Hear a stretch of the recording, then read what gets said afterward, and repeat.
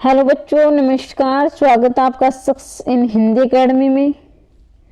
बेटा पहले के हम आरो भाग 1 पढ़ने जा रहे हैं, यानी 11वीं क्लास आरो भाग एनसीईआरटी की बुक पढ़ने जा रहे हैं जो हमारे पीजीटी हिंदी में पूछी जाती हैं।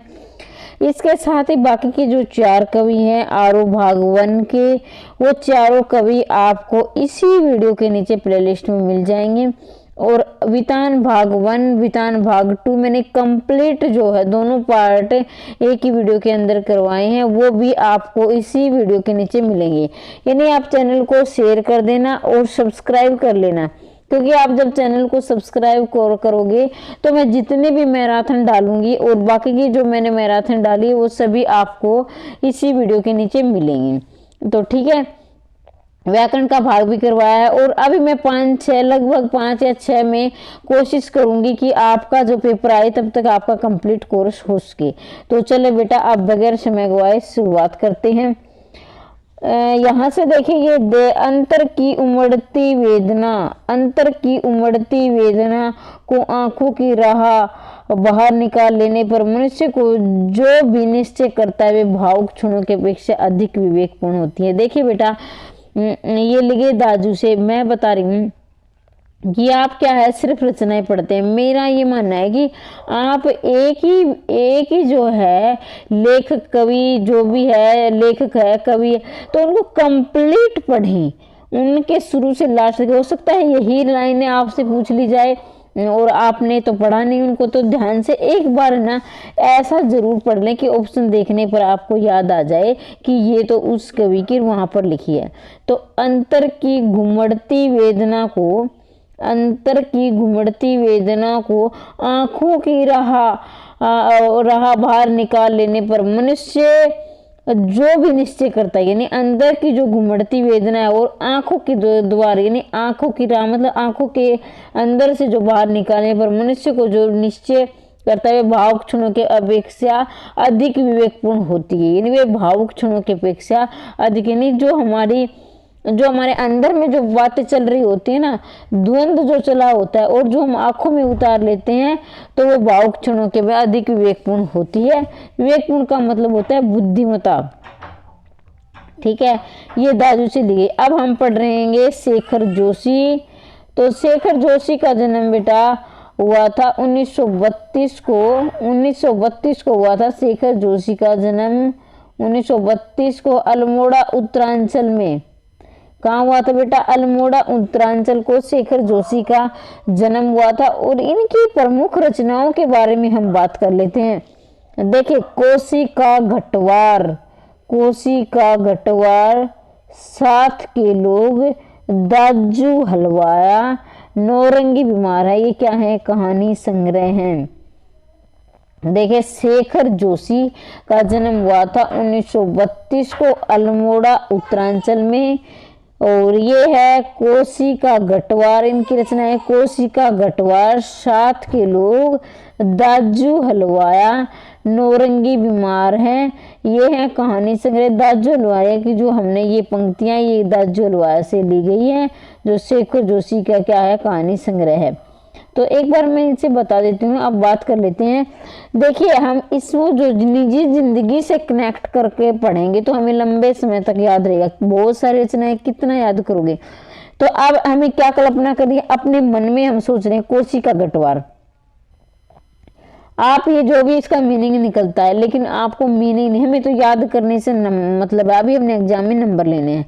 तो कोसी का घटवार, यानी घटवार जहाँ पर मतलब कल्पना कर रहे हैं जहां पर पानी भरा जाता है ऐसे, तो वहां जो है साथ के लोग गए। ठीक है, शेखर जोशी के साथ के लोग गए। दाजू गया, क्या नाम है अभी? दाजू किसी हलवा, ये अलग अलग है, दाजू अलग है बेटा, बीच में कोमा लगा है और हलवाया अलग है। लेकिन हमें क्या करना है? दाजू हलवाया उसको पढ़ लेना है। दाजू हलवाया, दाजू हलवाया के पास साथ के लोग गए, और जब हलवाया के पास जाते हैं तो कुछ खाया होगा, तो नौरंगी क्या है? बीमार पड़ गया। ठीक है, ऐसे ट्रिक से कोसी के घटवार के साथ गए, कोसी के घटवार पर गए साथ के लोग दाजू हलवाया के पास, और जहां नौरंगी बीमार पड़ गया। तो ये क्या है? कहानी संग्रह है। अब देखिए, इनकी कहानी है कोसी का घटवार, साथ के लोग, दाजू हलवाया, नौरंगी बीमार है। क्या है? कहानी संग्रह।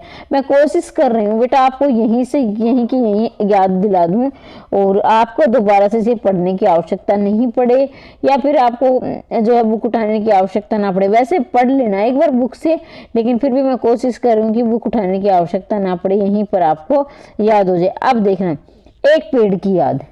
भैया हम पेड़ की याद करेंगे तो ये क्या है? सब चित्र संग्रह। सब चित्र संग्रह से क्या होता है कि जो इसका संस्मरण जो बोलते हैं, वो क्या होता है कि जैसे हम कुछ चीज याद करते हैं, कुछ चीज हम लिखते हैं, तो हमारी आंखों के सामने एक चित्र सा छा जाता है, जैसे एक कहानी सी, एक चित्र सा ऐसे हुआ होगा, ऐसे हुआ होगा। जैसे उमा शंकर जोशी का है ना बुगलों के पंख, तो ऐसे वो कविता भी उसी से सब चित्र संस्मरण से ली गई है, वही है। तो पेड़ की याद क्या है? देखिए एक पेड़ है, अब मैंने कहा एक पेड़ की याद है, तो पेड़ आपके दिमाग में पेड़, एक कोई भी पेड़ जैसे छपया होगा, भी पेड़ इस तरह का होगा, ठीक है। तो या ऐसे ट्रिक के द्वारा सब चित्र संग्रह, ये क्या है? सब चित्र संग्रह। अब कहानी संग्रह कैसे याद करना? जब एक कोसी का गठवार है, अब साथ के लोगों की तुम कहानियां सुनाते, तो वो कि हम जब ऐसे पीछे पढ़े कॉलेज में पढ़ते थे तो साथ के लोग ऐसे थे, हम दाजू हलवाया के पास जाते थे, तो एक दिन क्या है नौरंगी बीमार हो गया, तो ये कहानियां सुनाते हैं। तो ये कहानी संग्रह ऐसे इसके ट्रिक के द्वारा याद करें। और फिर इनको सम्मान मिला, क्या है? पहल सम्मान। अब पहले की कहानियां सुनाएगा तो क्या अरे पहले का पहल सम्मान मिलेगा। ये कोई वास्तविकता नहीं है जो मैं सुना रही हूँ, ये कल्पना के द्वारा, यानी कि अपने माइंड में एक पिक्चर सेट कर लेते हैं जिससे हमें याद करने में आसानी हो जाए, ऐसी कोई बात नहीं है। अब देखना, ये पढ़ने की ऐसी यहाँ बात नहीं। पिछली सदी का 8वां दशक हिंदी कहानी युगांतर समय था। एक साथ कई कहानी को अब तक चलती आ रही कहानियों के रंग ढंग से तरह की कहानियां लिखनी शुरू की, और मतलब इस तरह एक साथ कई लोगों ने कहानियां, बहुत सारे लोग थे जो कहानियां लिख रहे थे उस समय। लेकिन इनका नाम जो आता है नई कहानी आंदोलन में, कि शेखर जोशी का नाम क्या आता है? नई कहानी आंदोलन में। और इन्हें प्रगतिशील पक्ष का, प्रगतिशील है, प्रयोगवादी ऐसे नहीं, प्रगतिशील पक्ष का प्रतिनिधित्व करते हुए दिखाई देते हैं। तो ये शेखर जोशी के बारे में हमने पढ़ा। अब क्या है? गलता लोहा इन्होंने लिखा है, ठीक है। इनकी प्रसिद्ध कहानी है दाजू हलवाया, चिल्ड्रंस फिल्म सोसाइटी और फिल्म का निर्माण भी हुआ। जो इनकी प्रसिद्ध कहानी है दाजू हलवाया, दाजू सिर्फ दाजू पढ़ना है, और ऊपर जो पंक्तियां गई थी वो भी दाजू से है। और यहाँ हम पढ़ रहे हैं कि इनकी जो प्रसिद्ध कहानी थी ना दाजू, उस पर इन्हें चिल्ड्रन फिल्म सोसाइटी ने फिल्म का निर्माण भी किया है, चिल्ड्रन फिल्म और सोसाइटी ने। अब ये पूछ लिया जाएगा कि इन पेपर में कैसे आएगा, इनकी जो उस फिल्म बनी है चिल्ड्रन ऑफ सोसाइटी ने, जिस पर फिल्म बनाई है दाजू पे बनाई है, कोसी की गठवार पर बनाई, साथ के लोग पर बनाए, तो आप कहेंगे कि दाजू हलवाया पर इन्होंने फिल्म सोसाइटी के, चिल्ड्रन ऑफ फिल्म सोसाइटी ने फिल्म का निर्माण किया है। अब यहाँ गलता लोहा है, देखिए गलता लोहा हमने पाठ पढ़ा होगा, जिसमें क्या है, जो है एक लड़का है, उसका नाम है जो एक त्रिलोक मास्टर है और मोहन है, ठीक है। और जो है एक धर्म, गंगाधर धर्म क्या है, ऐसे ही नाम है कुछ। तो उसमें क्या होता है कि मोहन बड़ा होशियार होता है, लेकिन वो दूसरा उसका साथी होता है जो हलवाई, जो उसका हाँ जो लोहे का काम करता है, वो इतना होशियार नहीं होता है। तो उसमें कहा जाता है कि तेरे दिमाग में तो लोहा भरा है रे, विद्या का ताप कहाँ भरेगा। तो ये बातें त्रिलोक मास्टर जी ने कही थी, जो हलवा, जो माफ कीजिए, जो लोहार का, जो लोहे का काम करता है उसके प्रति।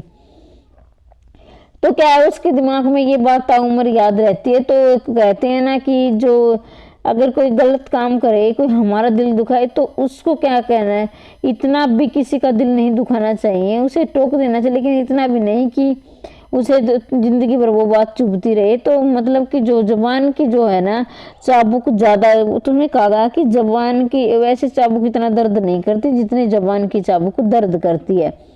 तो गलता लोहा में यही दिखाया गया है कि किस तरह से एक उच्च वर्ग का बच्चा संघर्ष करता है। मोहन काफी होशियार है, लेकिन फिर भी वो उस मुकाम तक नहीं पहुंचा, मतलब क्योंकि वह पेशे से जो है गरीब है, यानी उसका जो है इतनी घर की आमदनी नहीं है। यहाँ देखना है, यहाँ दिखाया गया है, देखिए यहाँ मैं एक बार पढ़ के सुना देती हूँ, ऐसे ओरल मैंने आपको बताया है।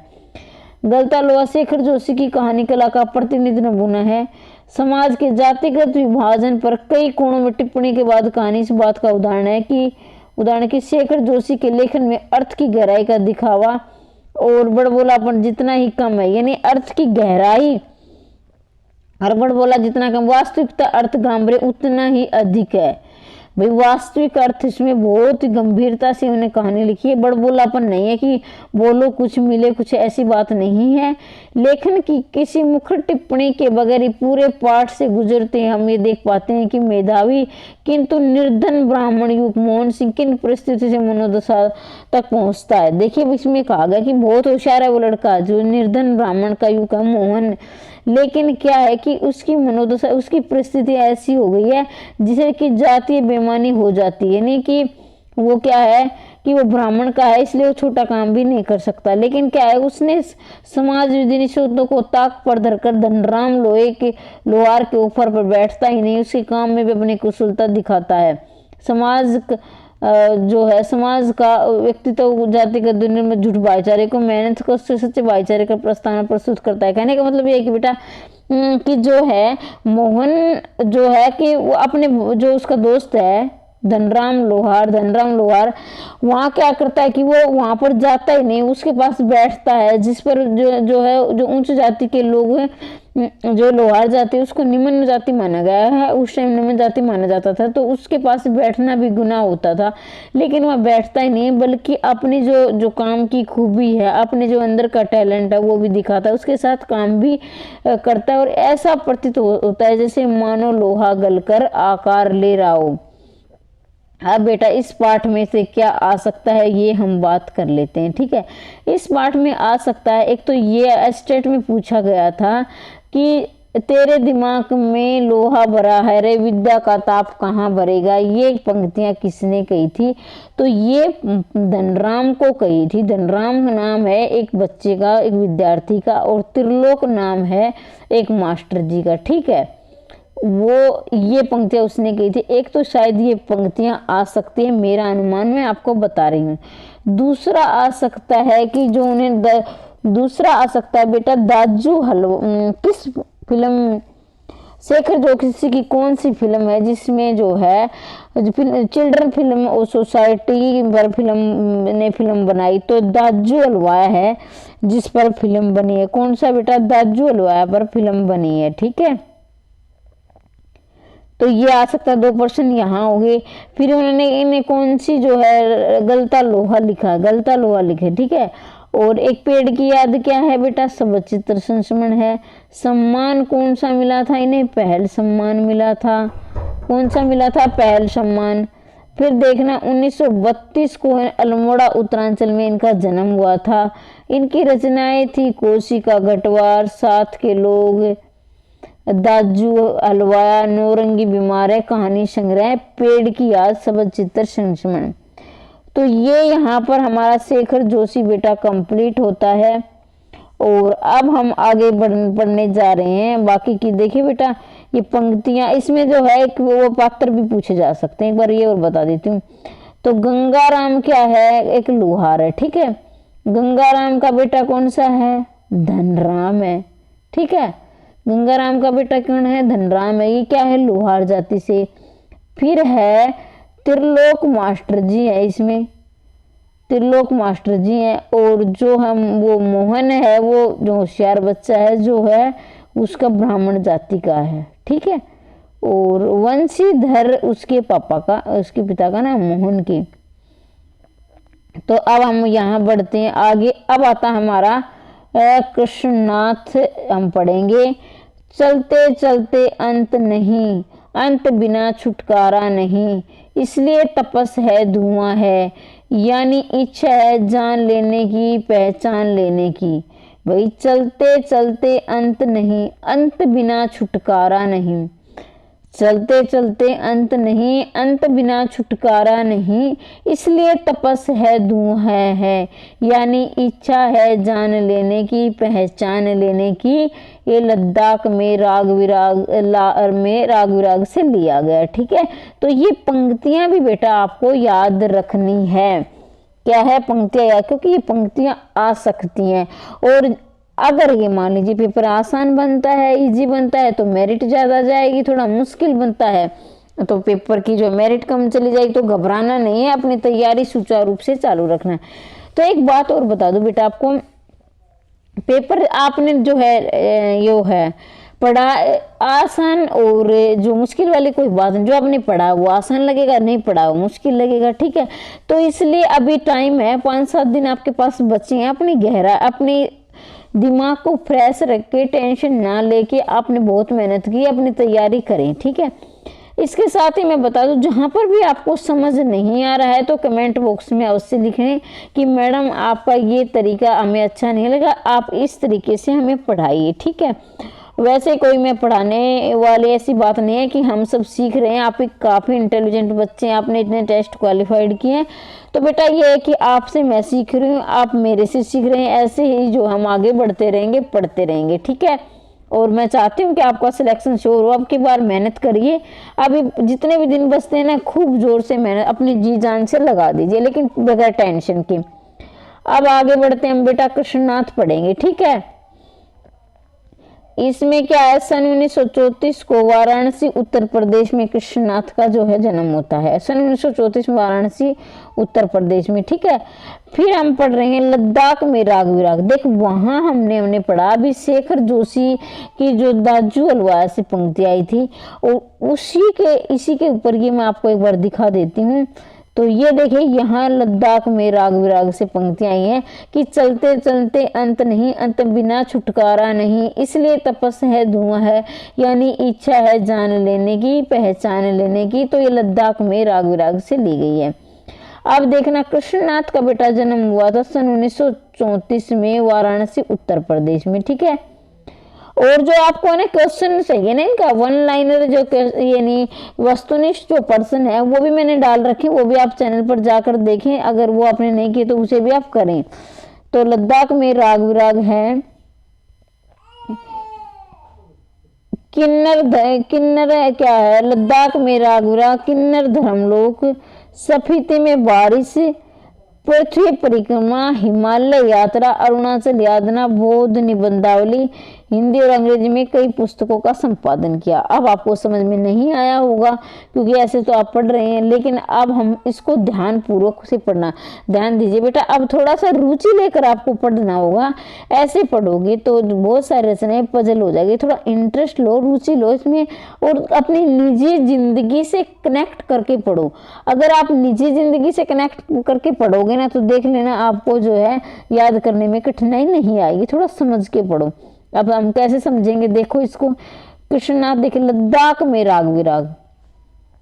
अब आप देख रहे हैं ये स्पीति, उसमें शेखर जोशी ने गलता लोहा लिखी थी, तो इसमें स्पीति में बारिश आएगा, ठीक है। तो देख रहे हैं लद्दाख में राग विराग, अब वो लद्दाख जाएगा तो वहां राग हो रहा है, विराग हो रहा है। किन्नर में धर्मलोक, अब माफ कीजिए मैं एक, लेकिन आपके लिए याद करने के लिए आपको ट्रिक बता रही हूँ, ऐसा आपने दिल पर ना ले, मैम कैसी बातें करें।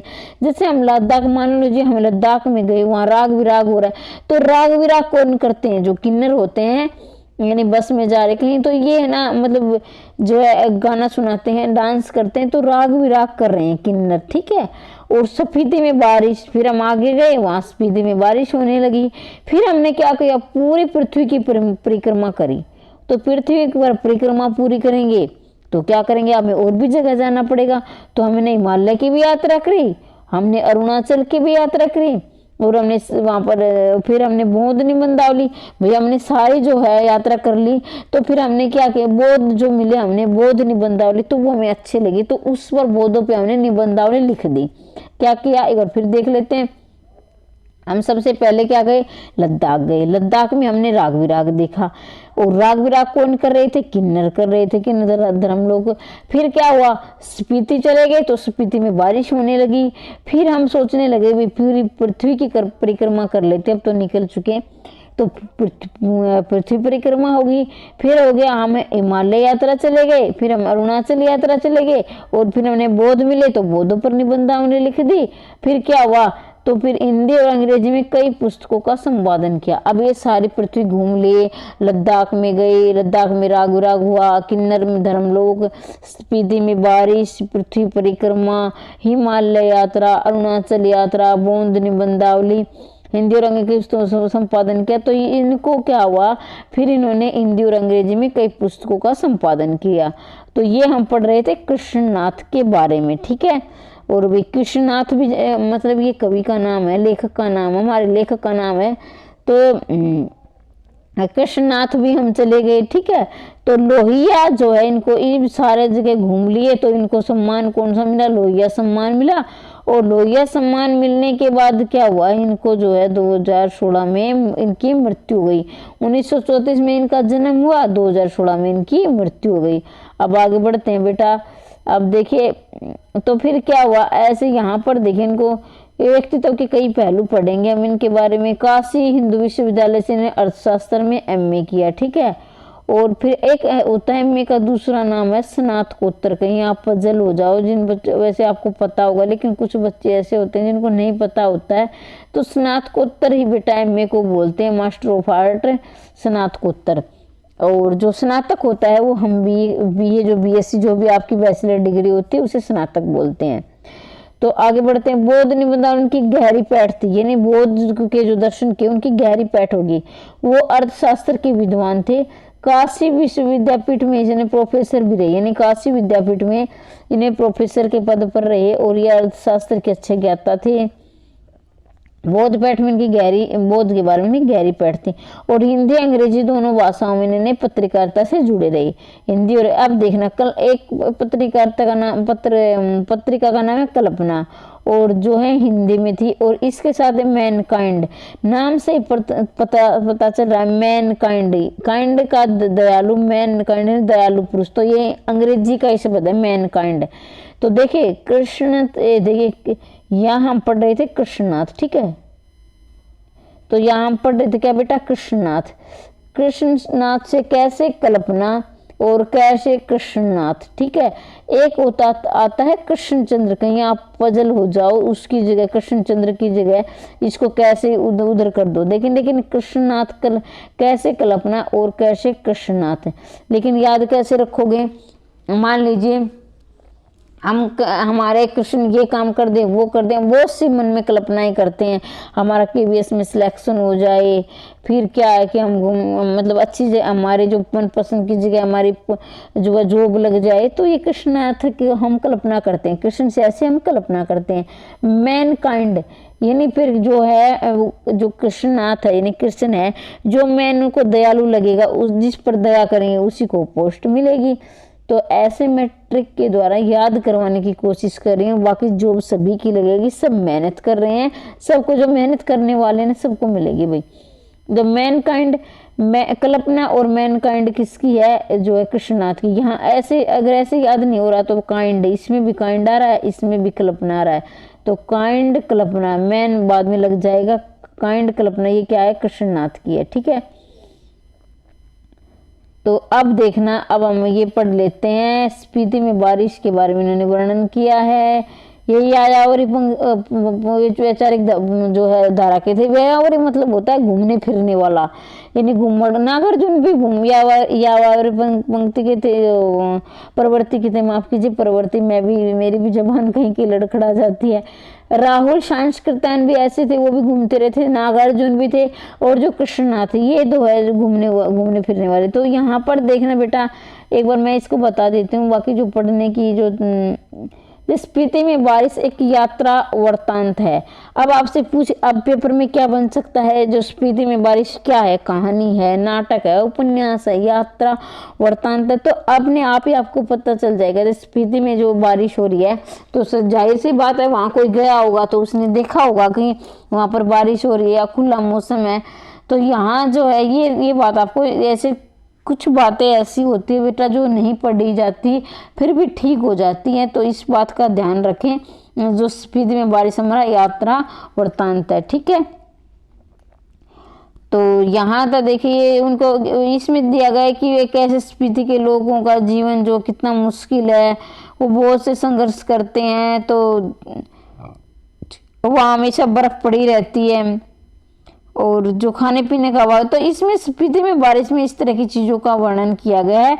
तो एक बार हम इसका रिवीजन कर लेते हैं, ठीक है। एक बार हमने अभी पढ़ा था बेटा। तो अब हम इसका क्या कर लेते हैं, रिवीजन कर लेते हैं। ठीक है, ताकि आपको दोबारा से याद करने की आवश्यकता ना पड़े, यहीं पर आपको याद हो जाए। तो यहाँ हमने शेखर जोशी का जन्म 1932 में क्या हुआ था, अल्मोड़ा जगह में हुआ था। और कहाँ हुआ था, 1932 अल्मोड़ा उत्तरांचल में हुआ था। इनकी रचनाएं कौन सी थी, कोशिका घटवार, साथ के लोग, दाजू हलवाया और नौरंगी बीमार क्या है, कहानी संग्रह, पेड़ की याद क्या है, सबद चित्र संग्रह। और शेखर जोशी को क्या मिला था, पहल सम्मान मिला था। ठीक है, और शेखर जोशी क्या थे, नई कहानी आंदोलन के जो है कवि थे, नई कहानी लेखक थे, माफ कीजिए, नई कहानी आंदोलन के। ठीक है, फिर है गलता लोहा शेखर जोशी का जो है वो है, जो भी है मान ले ये से गलता लोहा इन संस्मरण है। ठीक है, ये एक तरह से माफ कीजिए, हाँ हाँ हाँ यही आ गई, ये रहा। इनकी प्रसिद्ध कहानी है दाजू हलवाया, जो चिल्ड्रंस ऑफ सोसाइटी पर इन्होंने फिल्म बनी है, जो चिल्ड्रंस ऑफ सोसाइटी ने फिल्म बनाई है। तो ये आपसे पूछ लिया जाएगा बेटा कि किस जो शेखर जोशी की कौन सी ऐसी रचना है जिन पर फिल्म बनी है, तो दाजू है जिसमें फिल्म सोसाइटी ने, चिल्ड्रंस ऑफ फिल्म सोसाइटी ने फिल्म बनाई थी। ठीक है, और एक गलता लोहा है जो इसमें समाज की जो मनोदशा का वर्णन किया कि किस तरह से उच्च जाति के लोग नीची जाति से घृणा करते हैं। एक मास्टर ने ऐसी चाबुक जबान की ऐसी चाबुक मारी एक लोहार के बेटे पर कि तेरे अंदर विद्या का ताप कहाँ से भरेगा रे, तेरे अंदर तो लोहा भरा है। तो ये धनराम जो है लड़का है जो लोहार का बेटा, उससे कही है त्रिलोक नामक मास्टर ने।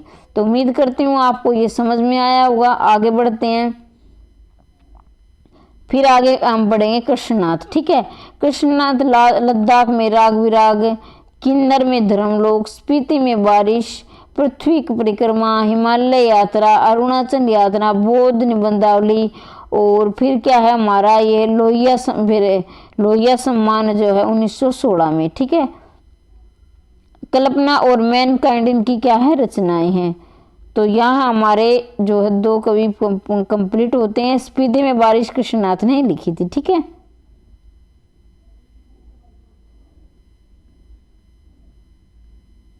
अब पढ़ते हैं मन्नू भंडारी के बारे में। ठीक है बेटा, ये मन्नू भंडारी है और हम यहाँ लोकप्रियता कभी रचना का मानक नहीं बन सकती, असली मानक तो होती है रचना का दायित्व, तो उसका सरोकार उनकी जीवन दृष्टि।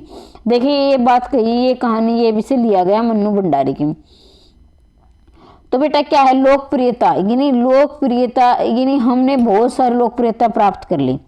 मान लीजिए हमने अच्छे खासे पैसे कमा लिए किसी भी तरीके से, लेकिन वो क्या है लोग वो रचना का मानक नहीं है। वो रचना का मानक क्या है कि जो हम जिस तरीके से लिख रहे हैं, भी हमें समाज की जो जो दुर्घटनाएं हो रही हैं, समाज की जो बुराइयां हैं उनको ठीक करने से, यानी समाज के उत्थान के लिए, समाज की प्रगति के लिए हमें जो लिखते हैं वही क्या है रचना का दायित्व है। असली दायित्व क्या है कि हम समाज की जो बुराई है उनको समाप्त करें, समाज में अच्छाई को फैलाएं और समाज और जो लोगों को जागरूक करें। तो ये है रचना का असली जीवन दृष्टि, ना कि लोकप्रियता।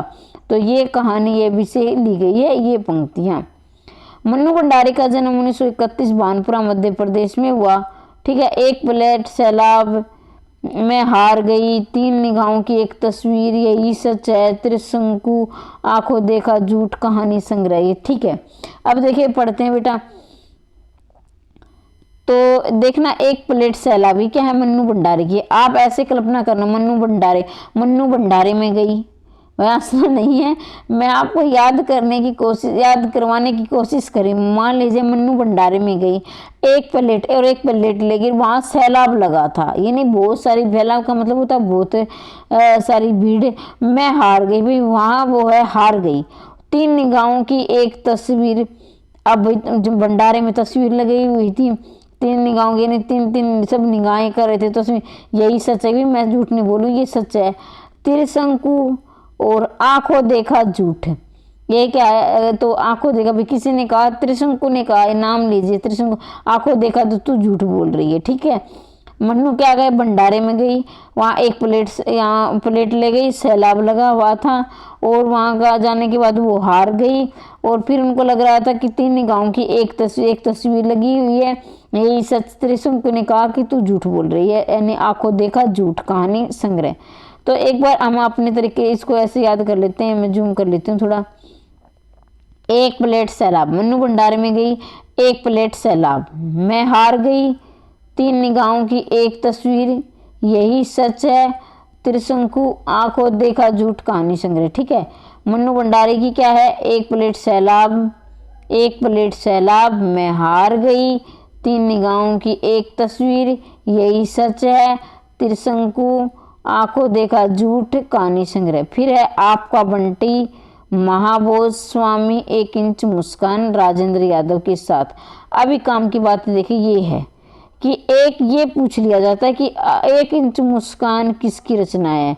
तो 1 इंच मुस्कान है ये मन्नू भंडारी और राजेंद्र यादव जो इनके पति हैं।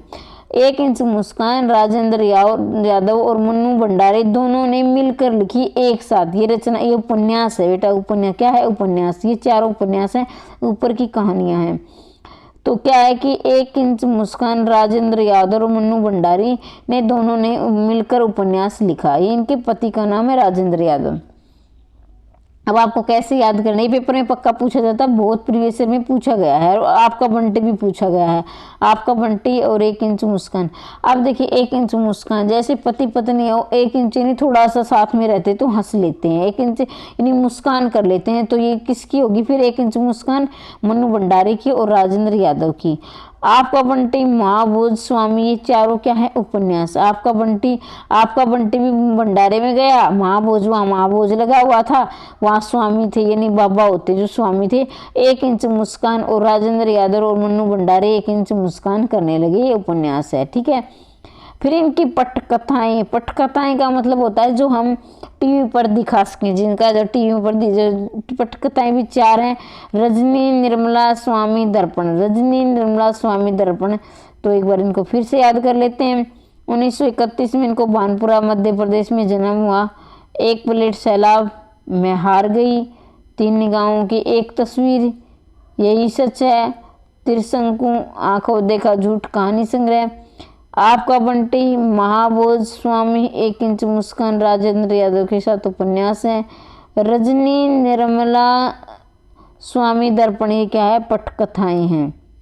अब देखने इनको साहित्य अकादमी पुरस्कार मिला, बिहार सरकार भारतीय परिषद सम्मान मिला, कोलकाता संगीत नाटक अकादमी उत्तर प्रदेश संस्थान द्वारा पुरस्कृत किया गया। देखिए बेटा एक बात मैं बता देती हूँ,